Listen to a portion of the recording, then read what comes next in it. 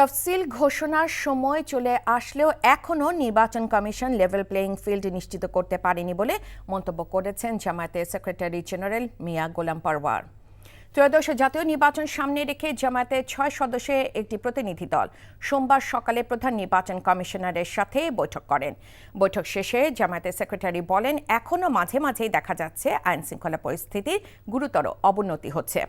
একদল আরেক দলের সভার উপর হামলা করছে বলে অভিযোগ করেন তিনি। মিয়া গোলাম পরওয়ার বলেন, কমিশন এখনই কঠোর না হলে সামনের দিনগুলোতে পরিস্থিতি আরও খারাপ হতে পারে। এছাড়া অবৈধ অস্ত্র উদ্ধারে একটি নামমাত্র অভিযান পরিচালনা করা হলেও সরকারের আন্তরিকতা নিয়ে প্রশ্ন তোলেন জামায়াতের এই নেতা। বলেন, যে কোনোভাবে হোক অবৈধ অস্ত্র উদ্ধার করতে হবে। এছাড়া চিহ্নিত সন্ত্রাসীদের আইনের আওতায় আনারও দাবি জানান তিনি।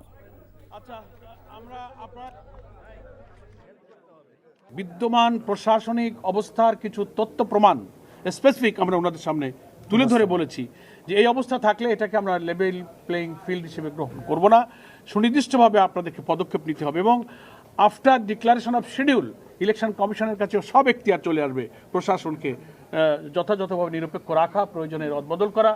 এখন তো একটা প্রশাসনিক রদবদল হয়েছে। যদি এটাও আমরা উল্লেখ করেছি যে আমরা যদি দেখি যে তফসিল ঘোষণার পর কোনো কর্মকর্তা খুব নগ্নভাবে তার নিরপেক্ষতা ভঙ্গ করছেন, আমরা এগুলো আপনাদের নোটিশে আনবো। ওনারা কথা দিয়েছেন যে শুধু সুনির্দিষ্টভাবে আমাদের নোটিশে আনলে আমরা তাৎক্ষণিক পদক্ষেপ গ্রহণ করব।